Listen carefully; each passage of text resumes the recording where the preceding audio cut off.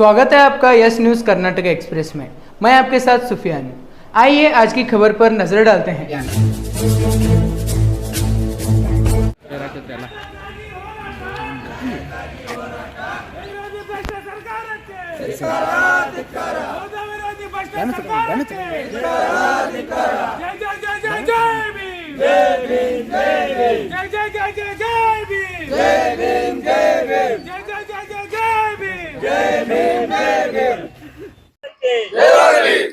ಸರ್ಕಾರಂತೆ ಸರ್ಕಾರ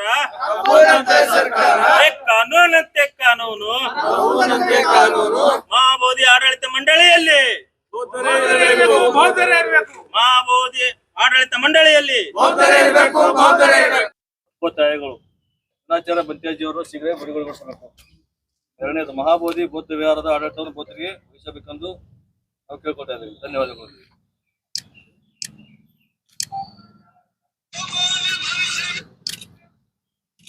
ಬಿಹಾರದ ಮಹಾಬೋಧಿ ವಿಹಾರದ ಮುಕ್ತಿ ಆಂದೋಲನಕ್ಕೆ ಇಲ್ಲಿ ಸಾಂಕೇತಿಕವಾಗಿ ಚಾಲನೆಯನ್ನು ಕೊಟ್ಟಿದ್ದೇವೆ. ಇಲ್ಲಿ ಬಹಳ ಮುಖ್ಯವಾದ ಕೆಲಸ ಏನಪ್ಪಾ ಅಂತಂದ್ರೆ, ಯಾವುದೇ ಧರ್ಮದ ವಿಷಯದಾಗ ಬೇರೆ ಧರ್ಮಗಳು ಅಥವಾ ಬೇರೆ ಧರ್ಮದವರು ಸೇರ್ಪಡೆ ಇರಬಾರ್ದು ಆಡಳಿತ ಮಂಡಳಿಯಲ್ಲಿ. ಅದನ್ನ ಬುದ್ಧ ವಿಹಾರ ಮಹಾಬೋಧಿ ಬುದ್ಧ ವಿಹಾರ ಬಿಹಾರದಲ್ಲಿ 4 ಜನ ಹಿಂದೂಗಳನ್ನ ಅದರಲ್ಲಿ ಸೇರ್ಪಡೆ ಮಾಡಿದ್ದಾರೆ. ಅದಕ್ಕಾಗಿ ಅವರನ್ನ ತೆಗೆದು ಬುದ್ಧ ಭಿಕ್ಷುಗಳನ್ನ ಮಾತ್ರ, ಬೌದ್ಧರನ್ನ ಮಾತ್ರ ಅಲ್ಲಿ ಆಡಳಿತ ಮಂಡಳಿಯಲ್ಲಿ ಇರಬೇಕು. ಕಮಿಟಿ ಕಂಪ್ಲೀಟ್ ಆಗಿ ಅದನ್ನ ಬೌದ್ಧರೇ ವಹಿಸ್ಕೋಬೇಕು ಅಂತೇಳಿ ನಾವು ಸರ್ಕಾರಕ್ಕೆ ಮನವಿ ಮಾಡ್ತಾ ಇದ್ದೇವೆ. ಈಗ ಅಲ್ಲಿ ಬುದ್ಧ ವಿಹಾರದಲ್ಲಿ ನಾನು ಮೊನ್ನೆ ಬುದ್ಧಗಯ ವಿಹಾರಕ್ಕೆ ಹೋದಾಕ ಅಲ್ಲಿ ಅವು ಬುದ್ಧನ ಮೂರ್ತಿಗಳಿಗೆ ಸೀರೆಗಳನ್ನು ಉಡಿಸಿ ಅವು ದೇವಿ ದೇವತೆಗಳನ್ನ ಮಾಡಿಟ್ರ.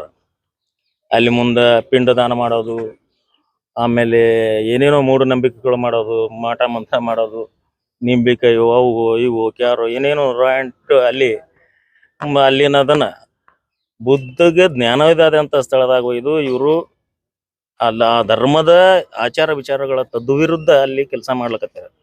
ಅದಕ್ಕಾಗಿ ಸರ್ಕಾರಕ್ಕೆ ನಾವು ಈಗಾಗಲೇ ಮನವಿ ಮಾಡ್ಕೊಂಡಿದ್ದೇವೆ ಸಾಂಕೇತಿಕವಾಗಿ. ಇನ್ನು ಮುಂದೆ ಉಗ್ರ ಹೋರಾಟ ಪ್ರಾರಂಭ ಆಗ್ತದೆ. ನಿತೀಶ್ ಕುಮಾರ್ ಅವರು ಬೇಗನೆ ಎಚ್ಚೆತ್ತುಕೊಂಡು, ನಾನು ಹಿಂದುಳಿದವನು, ನಾ ಬ್ಯಾಕ್ವರ್ಡ್ ಕಾಸ್ಟ್, SC ST ದವ್ರು ಎಲ್ಲರೂ ನಾವು ತೊಗೊಂಡು ಹೋಗ್ತೀನಿ ಅಂತೇಳಿ ಎಲೆಕ್ಷನ್ ಮಾಡಿ ಗೆದ್ದು ಬಂದು ಈಗ BJP ಜೋಡಿ ಜಾತಿವಾದಿಗಳ ಜೋಡಿ ಕೂಡ್ಬಿಟ್ಟಾನ. ಅವನಿಗೆ ಎಚ್ಚರಿಕೆ ಏನಪ್ಪಾ ಅಂತಂದ್ರೆ, ಈಗ ಮುಂದಿನ ಎಲೆಕ್ಷನ್ದಾಗ ನಾವೆಲ್ಲ ಬೌದ್ಧರು ಎಷ್ಟು ಸಾಧ್ಯದ ಅಲ್ಲಿ ಬಿಹಾರಕ್ಕೆ ಹೋಗಿ ಅವನ ವಿರೋಧ ನಾವು ಪ್ರಚಾರ ಮಾಡೋರಿದ್ದೆವು. ಆ ವಿಷಯ ಬೇರೆ. ಈಗ ನಮಗೆ ಬುದ್ಧ ವಿಹಾರವನ್ನ ಬಿಟ್ಕೊಡ್ಬೇಕು. ಆಮೇಲೆ ಈ ಬುದ್ಧ ವಿಹಾರ ಬೌದ್ಧರಿಗೆ ಬಿಟ್ಕೊಡ್ಬೇಕಂತೇಳಿ ಪ್ರಾರಂಭದಲ್ಲಿ ಏನು ಹೋರಾಟ ಚಾಲೂ ಮಾಡಿದ್ರು ವಿನಯಾಚಾರ್ಯ ಬಂತೀಸಿ, ಅವ್ರ ಮೇಲೆ 108 ಸುಳ್ಳು ಕೇಸುಗಳನ್ನ ಹಾಕಿ ಅವ್ರಿಗೆ ಜೈಲ್ನಾಗ ಇಟ್ಟಾರ. ಅವರನ್ನು ಶೀಘ್ರವಾಗಿ ಬಿಡುಗಡೆಗೊಳಿಸ್ಬೇಕು. ಇದು ನಮ್ಮ ಮೊದಲನೇದ್ದು ಬೇಡಿಕೆ. ಅದಕ್ಕಾಗಿ ಸರ್ಕಾರ ಈ ದೇಶಕ್ಕೆ ಏನು ಮುಂದೆ ಬರುವ ಆಪತ್ತನ್ನ ಇವ್ರಿಗೆ ಗೊತ್ತಾಗ್ತದೆ ಅವರಿಗೆ. ಅದಕ್ಕೆ ಈ ನಮ್ಮ ಹೋರಾಟ ತೀಕ್ಷ್ಣವಾಗಿ ಉಗ್ರವಾಗಿ ರೂಪ ತಾಳೋಕ್ಕಿಂತ ಮುಂಚೆ ಬಿಹಾರ ಸರ್ಕಾರ ಮತ್ತು ಕೇಂದ್ರ ಸರ್ಕಾರ ಕೂಡಿ ಅದನ್ನು ಸರಿಪಡಿಸಿ ಮತ್ತು ವಿನಾಚಾರ್ಯ ಬಂತೀಜಿಯವರನ್ನ ಬಿಡುಗಡೆಗೊಳಿಸ್ಬೇಕಂತೇಳಿ, ಬೇಗ ಬಿಡುಗಡೆಗೊಳಿಸ್ಬೇಕಂತೇಳಿ ಸರ್ಕಾರಕ್ಕೆ ನಾವು ಮನವಿ ಮಾಡ್ಕೊತೇವೆ. ಇವತ್ತ ನಾವು ಅಂಬೇಡ್ಕರ್ ವೃತ್ತದಿಂದ ಶಾಂತಿಯಿಂದ ಪ್ರತಿಭಟನೆ ಮಾಡ್ಕೊತು ಮಾನ್ಯ ಜಿಲ್ಲಾಧಿಕಾರಿಗಳಿಗೆ ಒಂದು ಮನವಿ ಕೊಟ್ಟು ಅವ್ರ ಮುಖಾಂತರ ರಾಷ್ಟ್ರಪತಿಗಳಿಗೆ ಆ ಮನವಿಯನ್ನ ಕಳಿಸಲಾಗಿದೆ. ಬೇಡಿಕೆ ಇಡಲಿಲ್ಲ ಅಂದ್ರೆ ಉಗ್ರ ಹೋರಾಟ ಎಲ್ಲ ಪೂರಾ ಆಲ್ ಓವರ್ ಇಂಡಿಯಾದಾಗ ಎಲ್ಲೆಲ್ಲಿ ಹೋರಾಟ ಇರ್ತಾವ ಅಲ್ಲಿ ನಾವು ಹೋಗವನೇ. ನಾವು ಅಲ್ಲಿಗೆ ಹೋಗಿ ಅಲ್ಲಿ ಜಾಗೃತಿ ಮಾಡಿ, ಮಾಡ್ಲಾರ ಜಿಲ್ಲಾ ಇದ್ರು ಈಗ ಮೊದಲು ಕರ್ನಾಟಕ ರಾಜ್ಯದಾಗ ಎಲ್ಲ ಜಿಲ್ಲಾಗಳದಾಗ ನಾವು ಹೋರಾಟ ಮಾಡಿಸ್ಲಿಕ್ಕೆ ಹಚ್ತೀವಿ. ನಮ್ಮ ಹೋರಾಟದ ಒಡನಾಡಿಗಳೊಂದಿಗೆ ಮಾತಾಡ್ತೀನಿ, ಈ ರಾಜ್ಯದ ಎಲ್ಲ ಹೋರಾಟದ ಒಡನಾಡಿಗಳಿಗೆ. ಅದನ್ನು ನಾವು ಬಾಬಾ ಸಾಹೇಬರ ಏನು ರಕ್ತದ ಕುಡಿಗಳು ಅನುಯಾಯಿಗಳು ಅಂತ ತಿಳ್ಕೊತೀವಿ. ನಮ್ಮ ಕರ್ತವ್ಯ ಅದನ್ನು ಮಾಡಬೇಕಾಗಿತ್ತು. ಯಾಕಂದ್ರೆ ಬಾಬಾ ಸಾಹೇಬರು ಈ ಜಗತ್ತಿನಾಗ ಬಹಳಷ್ಟು ಧರ್ಮಗಳು ಇದ್ದು, ಎಲ್ಲ ಶ್ರೇಷ್ಠ ಧರ್ಮಗಳು ಇದಾವ. ಆದ್ರೆ ಈ ದೇಶದ ಮೂಲ ಧರ್ಮ ಏನೈತಿ ಅದು ಬೌದ್ಧ ಧರ್ಮ ಅಂತೇಳಿ ಬಾಬಾ ಸಾಹೇಬರು ಅದನ್ನ ಸ್ವೀಕಾರ ಮಾಡಿದ್ದಾರೆ. ಮತ್ತು ವೈಚಾರಿಕ ಮತ್ತು ಸಮಾನತೆ ಸೋದರತೆ ಇರುವಂಥ ಧರ್ಮ ಅದು ಅಂತೇಳಿ, ಅದಕ್ಕಾಗಿ ಆ ಧರ್ಮ ಉಳಿಸುವ ಕೆಲಸ ನಾವು ಮಾಡ್ತೀವಿ. ಮತ್ತು ವಿನಾಚಾರ್ಯ ಬಂತೀಜಿಯವ್ರನ್ನ ಬೇಗನೆ ಬಂಧನ ಮುಕ್ತಗೊಳಿಸದೇ ಇದ್ದಲ್ಲಿ ಉಗ್ರ ಹೋರಾಟ ಮಾಡ್ತೀವಿ. ಕಾಲದಿಂದ ಕೂಡ ಅಲ್ಲಿ ಬೌದ್ಧ ಮಂದಿರವಾಗಿತ್ತು. ಈಗ ಅಲ್ಲಿರ್ತಕ್ಕಂಥ ನಿತೀಶ್ ಕುಮಾರ್ ಅವರ ಒಂದು BJP ಸರ್ಕಾರ ಏನಿದೆ, ಅಲ್ಲಿರ್ತಕ್ಕಂಥ ಬ್ರಾಹ್ಮಣರು ಆ ಬೌದ್ಧ ವಿಹಾರವನ್ನು ಆಕ್ರಮಣ ಮಾಡಿಕೊಂಡು ಅಲ್ಲಿ ಪೂಜೆ ಪುನಸ್ಕಾರಗಳನ್ನು ಮಾಡೋದ್ರ ಮುಖಾಂತರ ಒಂದು ಬೌದ್ಧರಿಗೆ ಒಂದು ಅನ್ಯಾಯ ಮಾಡುವಂಥ ಕೆಲಸವನ್ನು ಅಲ್ಲಿನ ಸರ್ಕಾರ ಮಾಡ್ತಾ ಇದೆ. ಅಲ್ಲಿ ಸಾಕಷ್ಟು ಹೋರಾಟಗಳು ಕೂಡ ಸುಮಾರು ತಿಂಗಳುಗಳಿಂದ ಅಲ್ಲಿ ಹೋರಾಟಗಳು ನಡೀತಾ ಇದ್ದಾವೆ. ಆದರೂ ಕೂಡ ಅಲ್ಲಿನ ಸರ್ಕಾರ ಯಾವುದಕ್ಕೂ ತಲೆ ಕೆಡಿಸಿಕೊಳ್ಳದೆ ಬೌದ್ಧರಿಗೆ ಒಂದು ಅನ್ಯಾಯ ಮಾಡುವಂಥ ಕೆಲಸ ಮಾಡ್ತಾ ಇದೆ.